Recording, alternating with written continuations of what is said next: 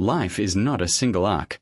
It is a series of challenges, each one arising in its own time, each one demanding something different from us, each one leaving a mark that shapes how we approach whatever comes next.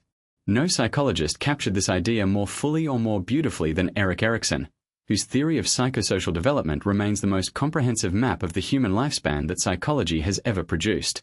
Erikson trained under Sigmund Freud's inner circle in Vienna, but he departed from Freud in crucial ways.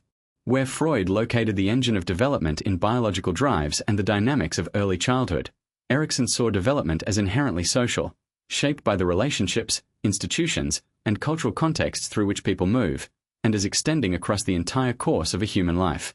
His 8-stage model, first outlined in his 1950 masterwork Childhood and Society, traces development from birth through old age, identifying at each stage a central psychosocial conflict whose resolution determines the psychological resources available in subsequent stages. Each stage presents a tension between two outcomes, one constructive, one limiting, and the goal is not to eliminate the negative pole entirely but to navigate the tension in a way that produces strength and resilience.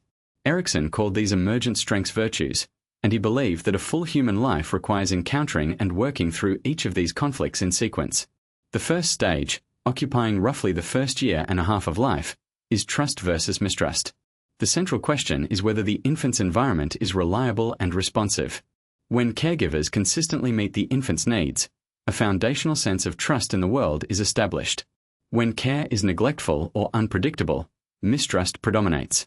The virtue that emerges from successfully navigating this stage is hope, the enduring expectation that needs can be met and desires can be fulfilled. The second stage, from about 18 months to 3 years, is autonomy versus shame and doubt.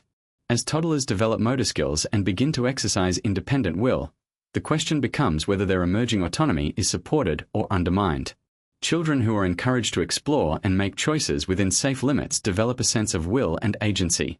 Those who are consistently shamed or over-controlled develop doubt about their own capacity for independence.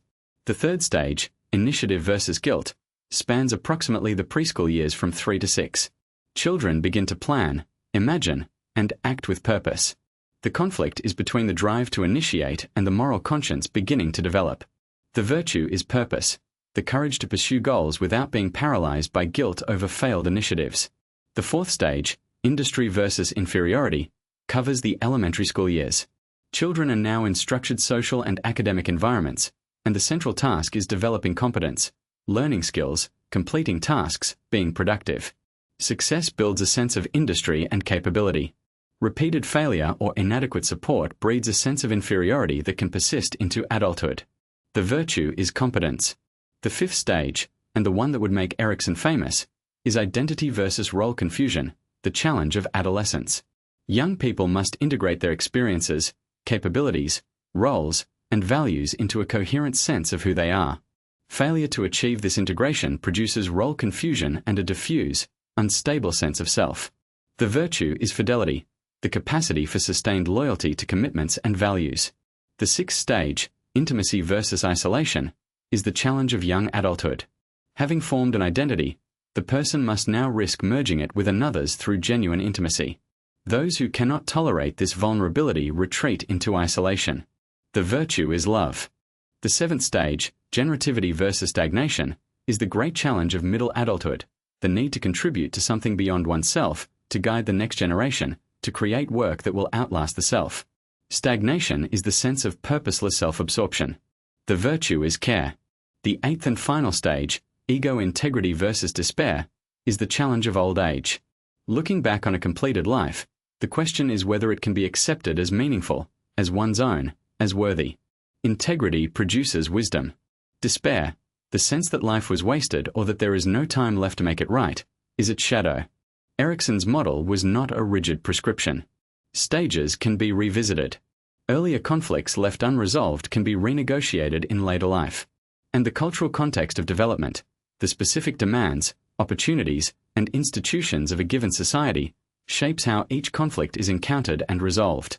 This sensitivity to culture and history distinguished Erikson from his predecessors and gave his theory an enduring relevance across diverse human contexts.